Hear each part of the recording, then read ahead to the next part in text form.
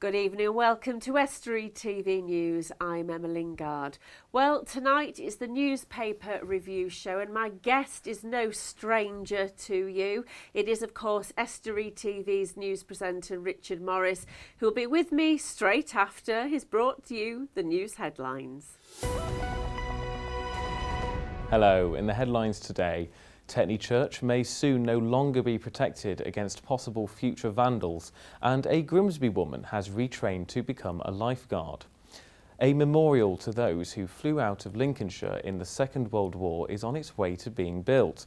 The tribute is planned to be sited on Cannock Hill above Lincoln, and as part of the commemorations, the Canadian Lancaster and its UK counterpart flew out of RAF Waddington with the Vulcan.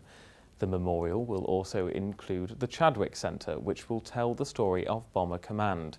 One man who has helped with the fight for the memorial is 91-year-old former squadron leader George Johnny Johnson, who believes it is a long time coming. Tremendous place, I think.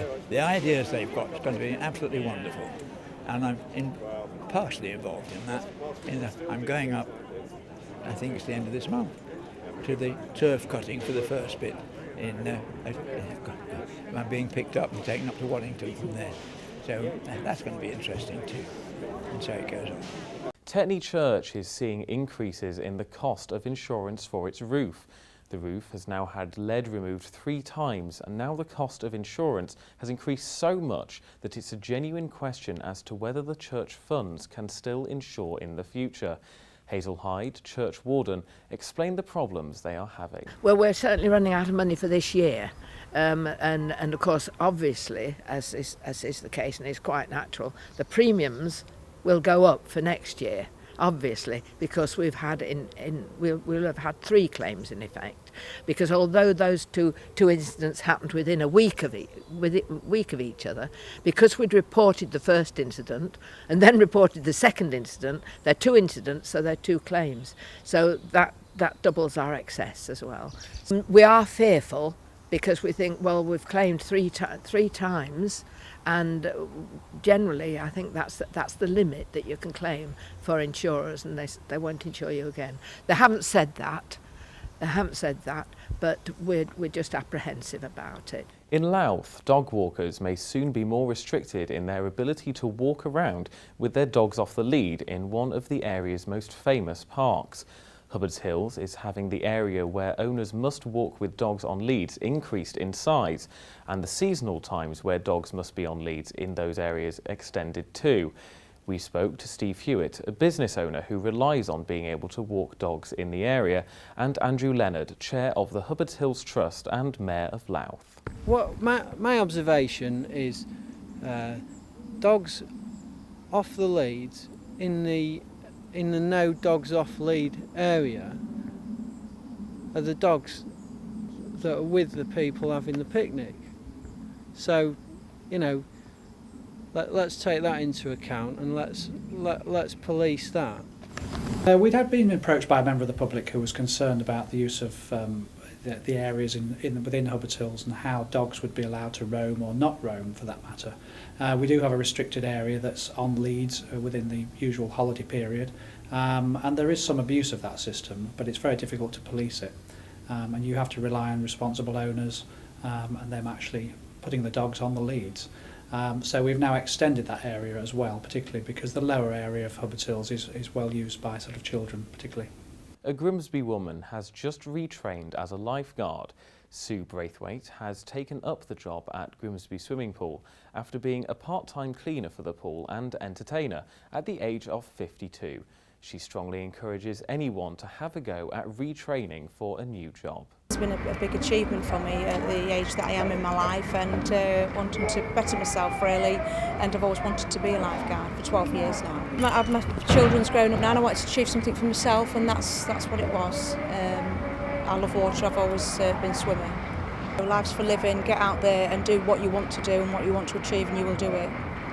To me, it's really important, the commitment to actually get the qualification, which, considering she works at a pool, is really, really important to us as Links Inspire. But also she does, at night time, working with community groups as a Shirley Bassey look-alike and sing-alike, if you like, and that's really, really credit to her. to be able to get the qualification, still work at the pool and do that with community groups. And I'm really pleased we have people like Sue within the Links Inspire. That's all from me for now. Goodbye. Well, as I mentioned earlier, my guest tonight is the presenter of Estuary TV's Bulletins, Richard Morris, who has hot-footed it through from the Bulletin studio and he's been taking a look through the papers for us. Richard. Hello. I made it just you're like in time. Superman, aren't you? I know. Flying through that door. There's about 3 doors to get to this room and I made it just in time. Just in time. Now, we've got a selection of the region's papers, but the first story is one that I know we've covered in our news, and I know this is quite causing a lot of passion in the East Riding. It's the boundary changes.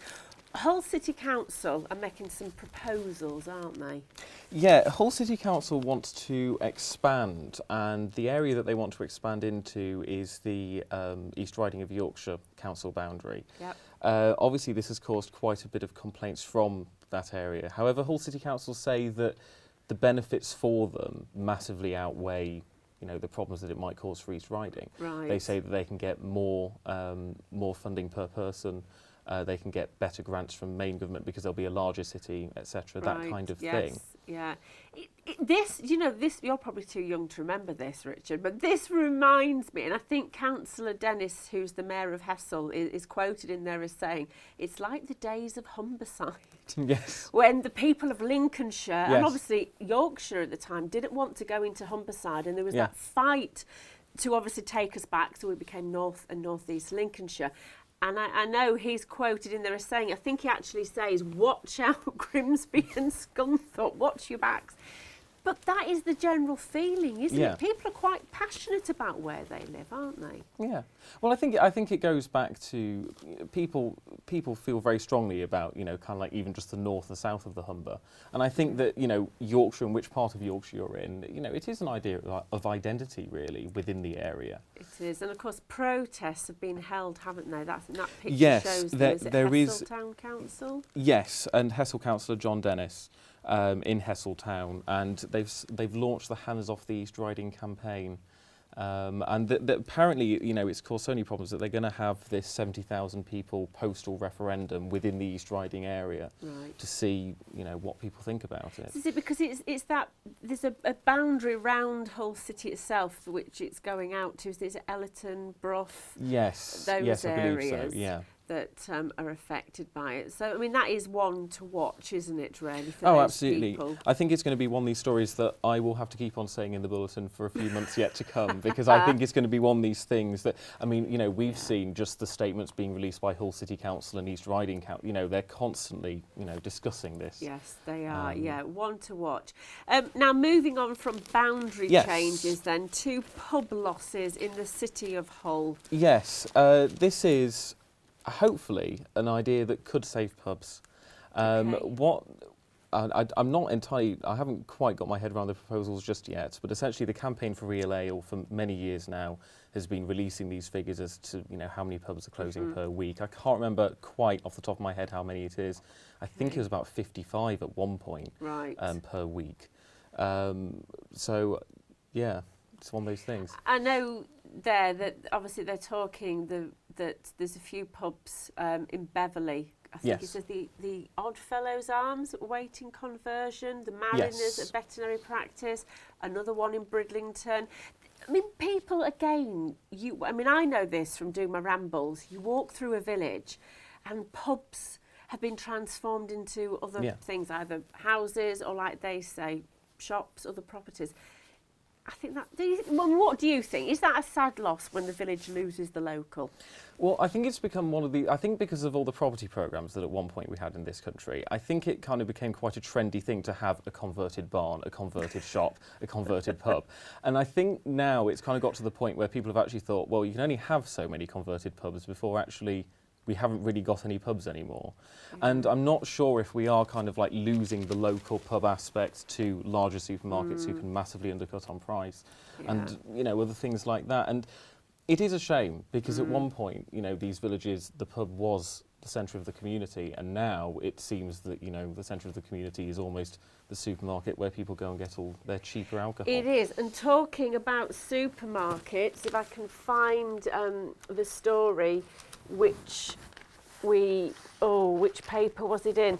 The one for Bargate in Grimsby. Yes. Is being converted into a Tesco. Yes, that's in the Grimsby Telegraph on the 21st. Okay. 21st of August, and that's on page 5. If that helps at all. It's that one there. Here it is. There we go. We've got so many papers Yeah, here. so many we? papers Here today. we go. Now this story, you Bargate, the former Bargate. Yep. The former Conservative Club. Yep. Tesco are moving in. I mean, this again showing, isn't Yeah. it, how buildings are changing. But the Conservative Club, I mean, it hasn't been used for, I'm not sure how, it hasn't been used for a few years though, hasn't it? It's No, not- you're right. It has been closed. Yeah. And we've been looking for a So, buyer. so I mean, in that respect, it's not really a loss. I mean, if it was still an open club that people were using day to day, it would obviously be a massive shame. But if it's just sitting there, as it currently is, not being used, just an empty building, I don't really see what the harm in that is. I know that Austin Mitchell is rather opposed to this at the moment. He said some pretty interesting quotes about it.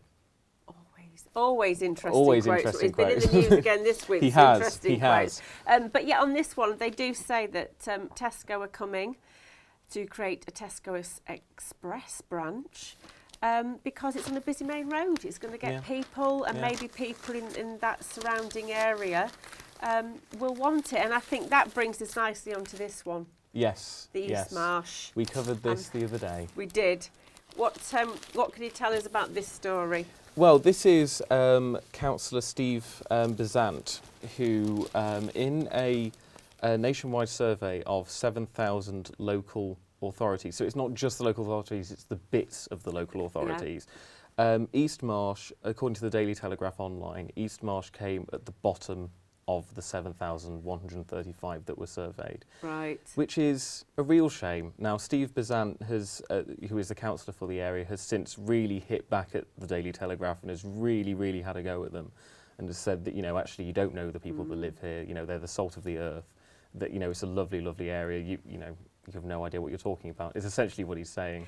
But he is very, very passionate. I know when Oh, I've yeah. met him before, he's so passionate about where he lives. And, you know, I did hear the comments he made to us where he's saying he's fed up of the media knocking the Yeah. place, because Yeah. obviously Benefit Street, Yeah. Skint, knocking on the door, aren't they? So, yeah, that was an interesting one, that there are, you know, probably worse places to live. Yeah, yeah. Being on the And East also, I Marsh. mean, it was analysed by a very specific set of figures. I mean, it's crime statistics, health, and Yeah. income. Well, I mean, those Yeah. three things don't dictate everything in everyone's No, life. You know, they there's a lot of other things to take into account. They You can't don't. just do it on They those three can't. things. Okay, well, moving on, because we're nearly out of time.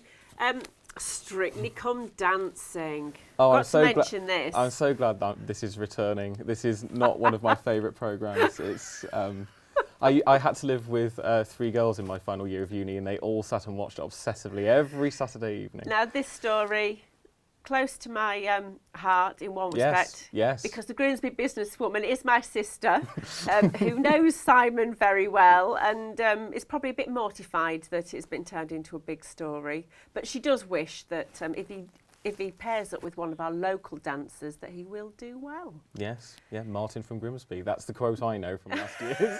That's the only bit I know. Martin from That Grimsby. is one of the dancers that they get paired Kevin! up. Oh, Kevin! Tell him to watch the show. He gets I thought his he was called name. Martin. Okay, no, it's that's Kevin. Martin Samuel. It's Kevin, isn't it? Kevin Clifton. It is There we Kevin go. Clifton. Thank you. you so much, Richard, Thank you for having me. joining us. Well, that's all from us. If you have any stories, then email news@estuary.tv or contact us through our social media pages, or pick up the phone and call Grimsby 01472 315 561. Until next time, goodbye.